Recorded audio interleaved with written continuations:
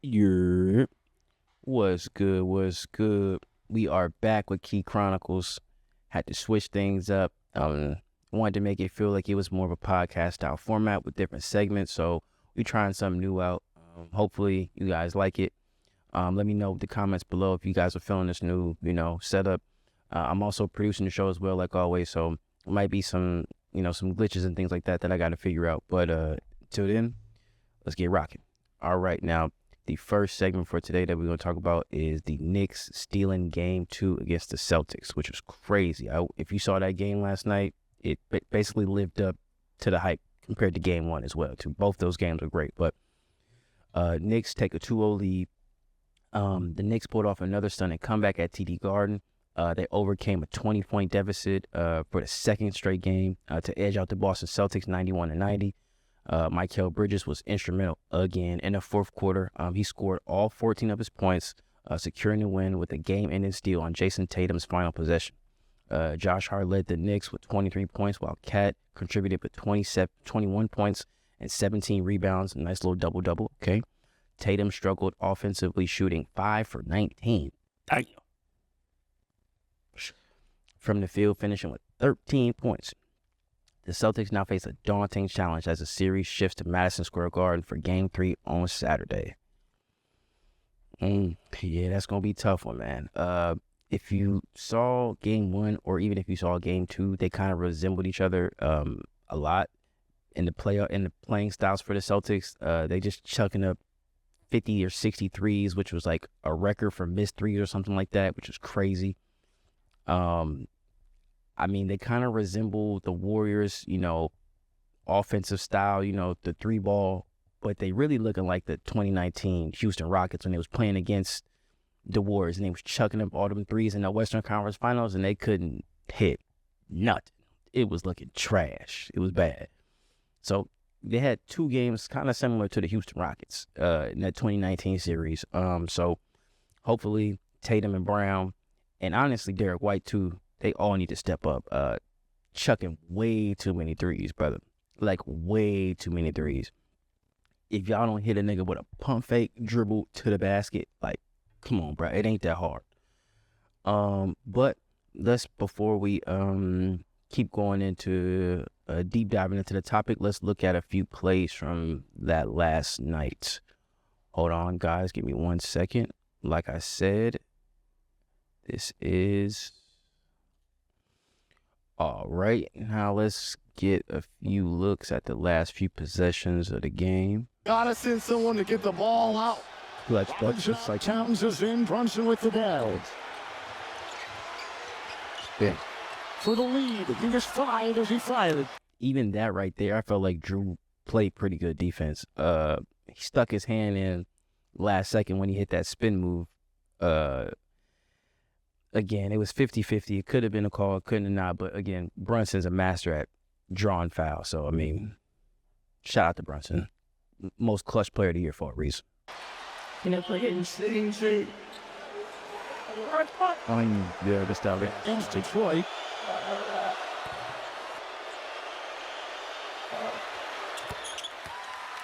They're going to go. Now, Boston, I get the play before. You guys ran that efficiently and effectively when you got that 2 points when Tatum just drove to the basket. Maybe I can find it right here. This was the play before the Knicks scored. Listen on the switch right. Okay, that was nice. Quick 2 points, try and tie up the game or, take the lead before, you get your last possession. So I get it. But Mazzulla after the game said he didn't call a time scenario right here because he felt like that they were going to get the same exact look again that they just got the previous possession. But defense wasn't really set, and they were anticipating that y'all were going to take the final shot. They not going to allow that to happen again. There goes. They're not going to use the timeout. Plenty of time here. Look, everyone's already got eyes on Tatum, bro. You got every Knicks player eyeing you down, bro. So that same possession that you thought you were going to get before him where you could just split the D or split the screen and just drive to the basket, no. Stop it. That's not happening twice, bro. It's Tatum. Okay, first off, great, what's the word I'm looking for?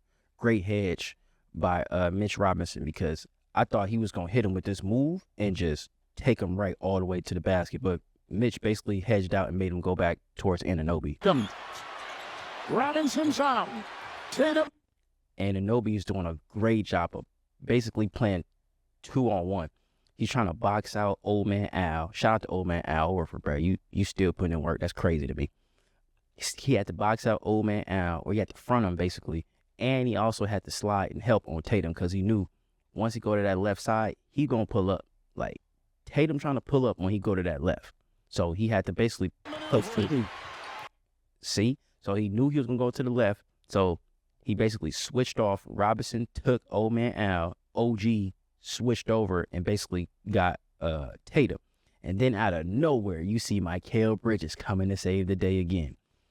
And he knew that either if he was going to shoot that fadeaway, it was going to be contested, or if he passed it to Brown, it was going to be a steal either way. So this is just great defense by Mikal Bridges, bro. Great anticipation, because he is also guarding Jaylen Brown in the help in the help position, and then automatically realizes that Tatum is going to the deep short corner, and that's a tough shot, let alone a tough pass to make. So I'm doubling that. I'm trapping that immediately. And, I mean, he made the right play. And it is 3. Elder right to fix it. Play for the Knicks. Hey. And Robinson's out. Tatum and Elfrin. See, so he has the IQ. So he's already in help defense. So he knows, like, either if he come this way, I'm hedged regardless. Robinson's out. Tatum and Elfrin. Wow. So he already was jumping before he even anticipated whether he was going to really shoot it or pass it. He just playing the lane. That's just smart basketball. And it is 3. Elder right to fix it. Play for the Knicks. They've got it. And Mikal Bridges throws it. And defense again at the end. Somebody up. Spike quiet as hell. Mikal Bridges, who did not have a point going into the fourth, That's also saying carried them offensively until Brunson came back in, and defensively on the backside, watch Bridges. Right there. Sure, with a Anunoby. Wow. on the opposite. Jay is busted. Bridges has turned into phenomenal performance. Yeah, so, I mean, that was a great play, great defensive possession by the Knicks, and they go up 2-0 at this point. It's looking ugly. It's looking ugly. I don't know. Now they got to go back to the Garden, or to, I call it the real Garden. Hopefully Cat can play a lot better. I feel like Cat, he balled out the first half. Typically he shies away, or he just gets in foul trouble, and it just takes him out of his rhythm. I feel like you're going to need to have some type of rhythm, some type of momentum to keep you going when you're at home, just because I feel like the Celtics on the road are a way better team than they are at home. Like, the Celtics on the road, they be looking like they them boys. At home, I don't know, okay? It's looking a little shaky. So, definitely when the Knicks are at home, I feel like the Celtics are played way better, way more locked in, way less unnecessary threes. I feel like they're going to drive to the basket, get a lot more contested twos, probably try and get the foul more, because they wasn't getting to the foul line a whole lot last game in game 2. So, let's hope that game 3, they switch something up. Joe Mazzulla. Also, I feel like he has to tell Celtics players, like, bruh, you ain't got to shoot the 3 every time, dog. You could pump fake dribble, get your DeMar DeRozan, get in your bag, and hit the elbow and hit the midi, bro. Like, come on, stop playing. You ain't got to hit a 3 every time. Derek White, too, brother. Derek White, you jacking up them 3s like you Kyle Korver. Okay, I get you bald head, light skinned Michael Jordan when it comes to the playoffs. But, brother, take a step in. Please hit a floater, something. You don't got to keep jacking up these 3s, dog. You and Tatum really is. Y'all getting up shots. getting up cardio, bro. That's really it at this point. Like, y'all got to take some better shots. So, hopefully, Game 3 it'll be a little bit better for the Celtics. Both these first 2 games were amazing, though. Like, this is probably the best playoff series, in my opinion, this round by far. Just because, like, you got 2 big key market franchises. You got, like, high animosity. It's a real rivalry that's been going back for ages, too. So, like, they really don't rock with each other. So, I think this series could definitely go 6, maybe, if the Celtics wake up. But, I mean, if you got Mikal Bridges doing this in the fourth quarter every time, I don't know. I don't know. Oof. All right, but all right, for the next game, we also had another game last night as well. All right, and on to OKC and the Nuggets. Now, series is now tied 1-1. OKC pretty much put Bell to ass last night.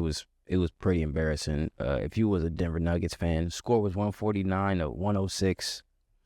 I think they like broke the record for like most points scored in like the playoff game in the first half or something like that, with like 80 or something. I forget. I have to double check. But the Oklahoma City Thunder delivered a dominant performance. Like I said, they defeat the Nuggets 149-106 to even the series 1-1.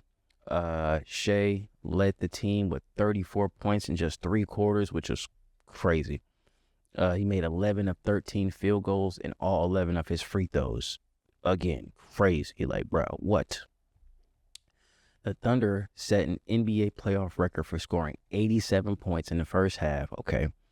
Surpassing the previous record of 86 points set by Cleveland Cavaliers in 2017. 2017? Was Bron still on the team in 2017? I think so. I think Bron and Kyrie might have still been on the same team. Oklahoma City had 8 players scoring double figures. Damn. Showcasing their depth and offensive prowess. The series now moves to Denver for Game 3 on Friday. Yeah, man. I mean, if I'm the Nuggets, you're happy that you obviously got the series tied 1-1, you know, so you want to at least have home court advantage. But, dog, like, if you saw that game last night, it looked like the first game in Game 1 should have really been a fluke. It felt like the Nuggets had no business even being within 10 points of Game 1 for Aaron Gordon to hit that game winner. Like, it looked pretty sad. Jokic fouled out, I think, pretty early, too. Like, the third quarter, he already had, like, 6 fouls. So he was done. And once Jokic is out, you could wrap it up. Everybody else just call it a day, call it quits. You pretty much just getting cardio in. Yeah, that game was fast paced. You could tell, like, the Nuggets were definitely trying to keep up with the pace, or I should say Russ was definitely trying to keep up with the fast pace because Russ is used to that. But the rest of the team, I just felt like their tempo didn't really match up well with OKC this game. It also felt like OKC came out on fire. Kind of felt like they came out like they felt they was being disrespected, that they lost Game 1. Like, it shouldn't even been that close. So we just going to put Bell to ass. That's kind of what it felt like when they came out pretty much all game. And I kind of felt bad for Jokic because, like, you can see, like, he's trying to coach, he's trying to play, he's trying to, you know, do a little bit of both. But, like, that's taken away from his energy, I feel like, that needs to be invested into his own scoring prowess. Because I don't think he had that good of a night. And, again, he fouled out. So, like, it's obviously not going to show his full potential on the stat sheet. But I just think Jokic is having to do way more than any other player probably has been asked to do this generation, this decade. Kind of similar to, like, wasn't Magic Johnson a player coach? Or someone, I remember, like, someone from the 90s was a player coach. Maybe it was Magic. But I feel like, yeah, it was him. But I feel like that's probably the last player to be considered a player and a coach at the same time, and I see why. Like, it feel like it's a lot on Jokic's plate. So I'm just hoping that, one, they can come back healthy, because Michael Porter Jr. don't look like Michael Porter Jr. He looked like Porter Michael Jr. I don't know who that is. Aaron Gordon, he did okay, but I'm gonna also need Aaron Gordon to step up, especially at home.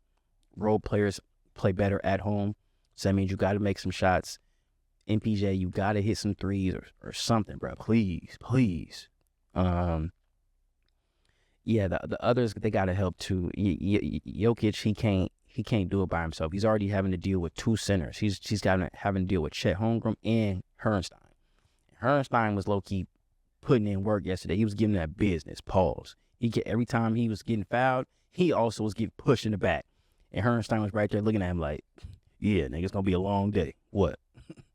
So I just think Jokic has too much to go up against offensive-wise right now. So others are definitely going to have to step up, whether it's Christian Braun, whether it's Jamal Murray. You turn into Kobe Bryant whenever you play the Lakers. I'm going to need you to do the same thing when you playing against OKC, dog. You're going to have to step up, especially at home. We're going to need them little step backs that you be hitting, all right, off the pick and rolls. Yeah, Jamal Murray definitely have to step up big next game. As for OKC, they just look like a well-oiled machine, bro. They look like they really going to make it to the finals this year. To have, what did they say, like 8 players in double figures? That's crazy. Yeah, that's beyond crazy. Let's just hope that the Western Conference Finals round is going to be more competitive. Doesn't matter whether it's the Timberwolves or it's the Warriors, but yeah, OKC is definitely looking like it's the team to beat. They looking like them boys this round. So that's going to be a tough one. All right, and on to our next segment. The MVP race between SGA and Jokic.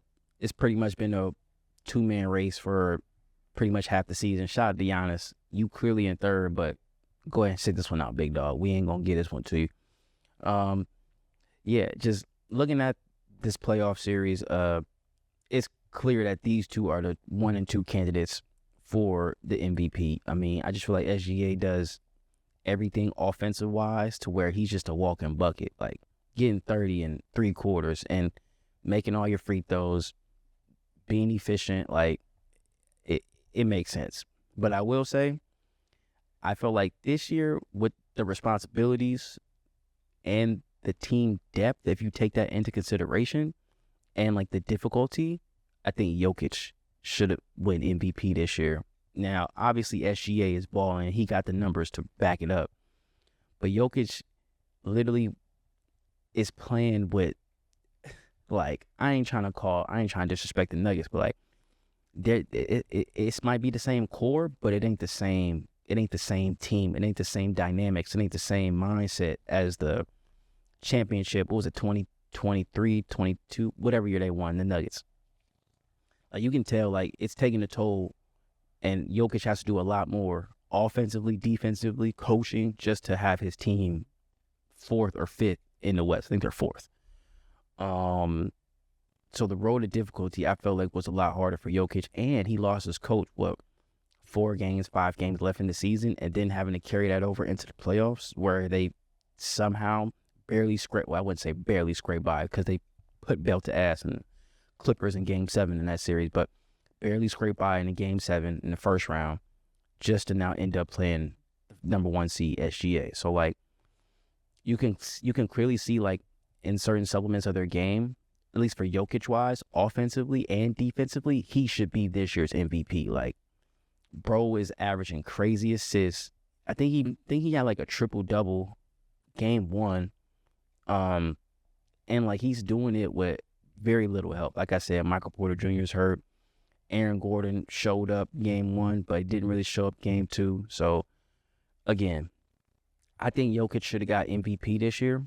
I thought SGA should have got it last year. So, I think this is going to be like a makeup call, kind of like how refs do when they miss a call on one end, so they'll give it to you on another end. So, I think SGA will win this MVP this year, but I think we all know, like, Jokic, Jokic is almost like, I don't want to put him in the same category as like Russ's MVP, because Russ's MVP was crazy. That was on some Oscar Robertson, you feel me, some other ish. But the level of difficulty that he had to go through while it just being him on that team, and he had to facilitate, score, defend, all that, just him, that's how Russ got that MVP. I could kind of see similar situations with that with Jokic. So it's like, I don't know. But yeah, obviously I think SGA is going to win this year. He just looks solidified, bro. Like, his offensive game is impeccable, bro. Like, he looks like he has no flaws in his game. So I think SGA will win it this year, but unfortunately, I think Jokic should have won this year. All right, on to the next topic. For this next segment, all right, we got predictions. All right, we got Game 2, Warriors, my Dubs versus Timberwolves. Now, obviously, we all know Steph got hurt Game 1 with a hamstring. He did the MRI. They say he was going to be out for at least a week. But Steph's never had a hamstring injury a day in his life. So the fact that he can even possibly come back in a week is amazing. But I'm not going to rule it out that he'll be back within a week. I think it's going to be a week and a half just to give him some time. But depending on how the series falls, I think he might have to come back a little bit sooner. Depending on just how we play today, I feel like if Jimmy shows up and gives us playoff Jimmy from Miami, I think we'll let, Curry sit out a few more games and get his health back and see if we can, get him later on in the series. But if we go cold today, if Buddy don't show up, I was gonna say Clay, if Buddy don't show up, if Dre don't show up, it might look like the OKC Nuggets game, if I'm being honest. Luckily, the Timberwolves shoot just as bad as the Celtics. I think they actually broke the record for the worst shooting percentage or worst shooting performance in the playoff history, like last game. Them boys was chucking up threes left and right. Okay, like they was getting paid to do it. Well, I mean, they are getting paid, but you getting paid to ball out and win, not paid to just chuck shit up. I can do that. But I mean, it's not looking good, man, if I'm being honest. I'm just hoping that if we do not win today, it'll at least look promising that we had some good moments or key points into the game today. Like, I would want to see some progression between Moody. I need to see Moody ball out. I need to see Kuminga wake up. Kuminga, please, bruh. Kuminga, this is your time, dog. Like, it's no Steph. It's no Clay. It's no Jordan Poole. You gotta give us something, bro. Now, I get it. I know Steve Kerr got you in the doghouse, all right? But you can't let that phase you, dog. Like, you're going to have to give us something tonight. And Steve Kerr, every time Kuminga mess up, you don't got to take him out the game every time, bro. Please, let the man mess up, figure it out, keep him in the game, and let him ball. Because we're going to need some slashers. We're going to need some cutters. We're going to need something to hit the backdoor screen when Draymond is facilitating the ball. It can't be Jimmy every time, bro. So, Kuminga, you're going to have to step up. Moody, my nigga, make a shot, please. Please. Okay. Buddy, you be Buddy, all right? Now, Buddy different. Because Buddy could go one half and not score a bucket. And in the second half, he going to catch fire on some real Klay Thompson type shit. So, I'm going to just need Buddy to keep his confidence high and just take good shots and shoot with confidence, bro. That's all we could ask for at this point, Keep the game close, and hopefully Anthony Edwards and them boys is chucking up threes again, and we play lockdown defense. Now, for a fact, I know our defense is going to be great. Our defense has been top tier since we got Jimmy. Shout out to Stackhouse. That's our defensive coach. Our defense is going to be legit tonight for sure, but we just need to have some type of offensive power that's going to come with that. Now, Ant does scare me. I feel like Ant, he might wake up this game. He might have a game. Hopefully that's not the case, and he just sit back and keep chucking up them threes. But Ant scares me. I can't lie. I'm worried about tonight. I don't know what's gonna happen.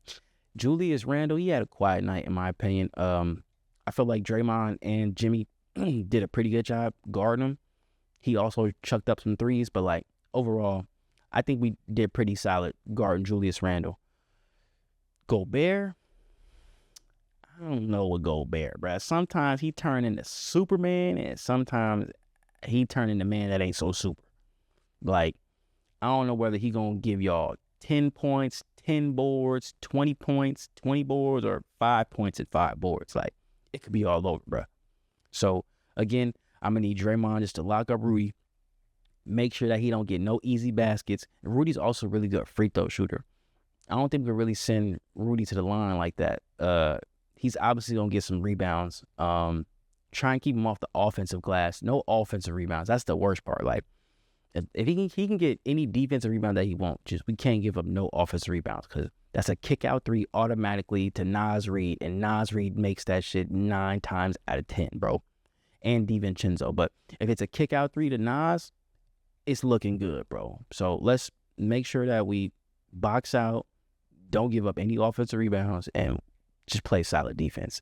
And hopefully it turns out like how the Knicks game turned out, where we keep the game close all the way to the fourth quarter, and then I think we got a chance to steal the game with Jimmy Buckets or with Buddy Hield. So that's my prediction. I think Warriors will somehow come away and steal game 2, but it's going to have to be another defensive performance, lockdown defensive performance again by the Warriors. And man, just going to have to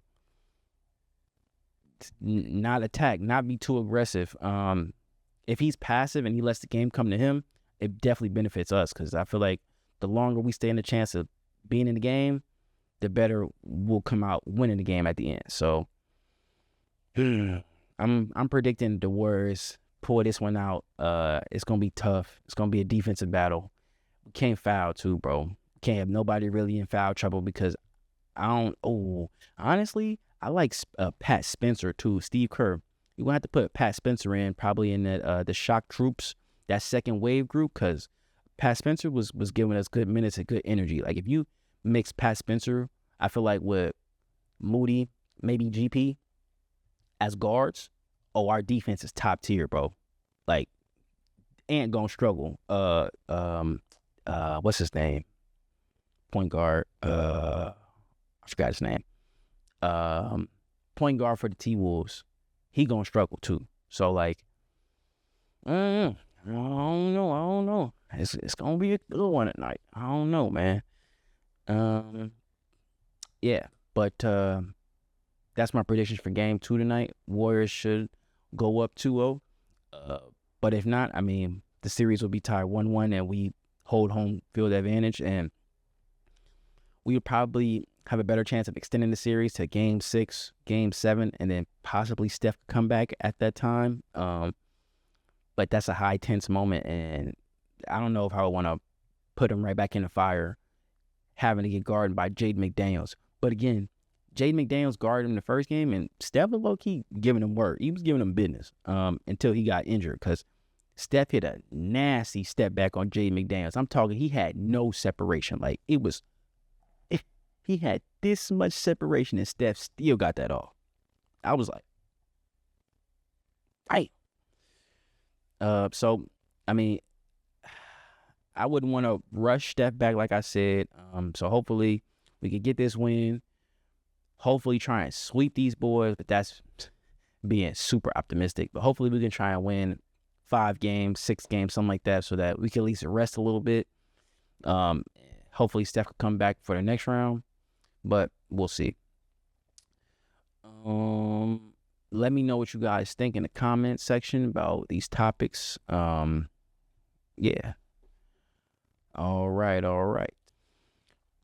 And for the last topic, I just want to thank you guys for checking out this new setup, new format. Like I said, trying some new things out. So forgive me if it ain't coming out the way that, it's supposed to. But yeah, we learn on the fly.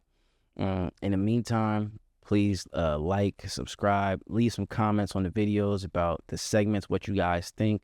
I would love to get your input on a couple stuff, couple ideas. Yeah. So in the meantime, I will be back for another video. Thank you guys, and deuces.